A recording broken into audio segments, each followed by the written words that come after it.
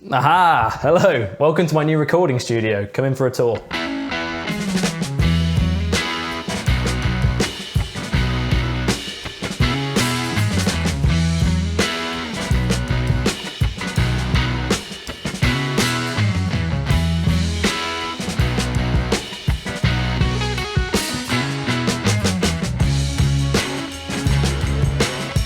So here we are. This is my new creative space where I'm able to make all of my YouTube videos. At the beginning of this year, I was fortunate enough to be able to buy a place, so I purchased a 2-bedroom flat here in London in the UK where I live. And essentially what that's meant is I now have had the opportunity to build what I've always wanted ever since I was a teenager, which is a really nice, properly functioning recording studio in my flat. The main reason that buying a place made the big difference is that I've been able to drill into the walls and do things like put up guitars and acoustic paneling and stuff, as you'll be able to see behind me. And it's meant that I've been able to make the room a really good place to be able to make music. It sounds great. I can do all of my mixing in here and trust that it sounds really good. And then I've got a secondary desk behind me, which is where I work when I'm working from home. But this video is about this stuff, the music. So primarily the thing that I wanted from this space most of all was to have everything set up all the time so that whenever I wanted to make something, there was no plugging stuff in and getting things out of cupboards and stuff. It's always just there and I can just turn the computer on and it's ready to record. I can grab one of my guitars off the wall. Same for the keyboard. So I've got a keyboard tray under here. This is all wired up all the time. And it just means that there's no barriers really between deciding that I want to make something and actually getting on with the idea. So the basis of the setup is it's all running off of a Mac Mini, which is behind here. That's plugged into this monitor, which as you can see is running Logic Pro on it. I've got a couple of KRK Rocket 5 speakers, which I've had for a long time, and I think they're really good for mixing. And then I've got some analog stuff here. Most of my mixing is the in-the-box technique as it's described, which basically means I don't have any analog hardware coming in and out of Logic. But what I do like to really have is an analog signal going in, which I think makes a massive difference. It starts off with my microphone, which is this. It's the Neumann TLM 103. It's a very good microphone for recording music. That then comes into this, which is the Universal Audio Twinfinity preamp. I really like this because it has a dial that can go between using the tube in it for some real analog distortion and the solid state transistors or transformers or whatever it's called. So basically you can blend the difference between the two signals. Out the back of that, it comes straight into this, which is the Golden Age Project Comp 2A. This is their recreation of the classic LA2A, which is a really nice compressor. It's really good for vocals and acoustic guitar and stuff. So the mic signal comes out the preamp and then goes into a bit of light compression that's kind of leveling everything out a little bit before it goes into the digital world. My interface is here. This is the Focusrite Scarlett 18i20. It's not super fancy. It's actually one of the more affordable ones that I bought that had enough inputs and outputs for me to be able to do what I want to do. It's got two multi-inputs here on the front, which are XLR and 1/4" jacks. I quite often plug into these if I'm just tracking some bass or doing a quick demo or something. And then the input from these two analog pieces of gear and also my pedal board and stuff is going into various XLR inputs on the back. I do also have a patch bay and a 500 series EQ and loads of empty spaces here. But at the moment this isn't even set up, so nothing's wired into the patch bay. That's just if I want to go down that line more in the future. And then the last thing really is just my keyboard, which is down here in this keyboard tray. I like this because you can kind of put it away and get it out very easily. And then I also have this, which is the Soft Tube Console 1 system. I use this for all of my mixing. I think it's really good. And again, I like the tactile feel of it. I've been asked a few times to do a video about how I record and mix my covers and stuff. So I'll probably talk about this more in that video. That'll probably be coming out quite soon. And that's kind of it really for that bit of the setup.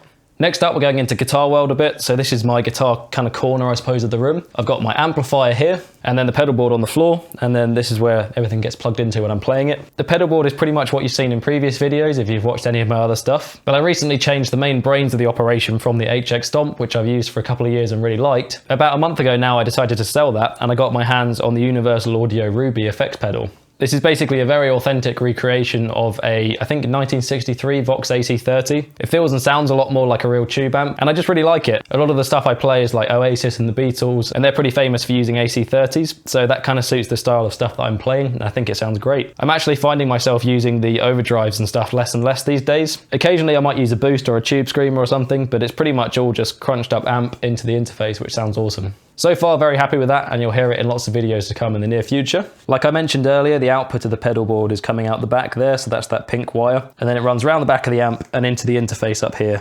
And that's how I record all of my guitar and bass tones, really. This side of the room, as you probably saw from the shots before, I've got more of the guitars on the back walls, which I think looks really nice, and obviously lots of these acoustic panels. I built all of these myself. It's a much more affordable way of doing it, and it's pretty easy to do. I don't really have any experience with DIY at all, and I still managed to put these together. They're made out of wooden frames that are 40 centimeters by 120 centimeters long. I bought a miter saw to chop them up to the right length and then screwed them together. And then they've got rock wool insulation on the inside, which is similar to the stuff that you would put inside your walls in a house. It's designed for noise isolation and heat insulation, also very appropriate, as you can imagine, for acoustic panels.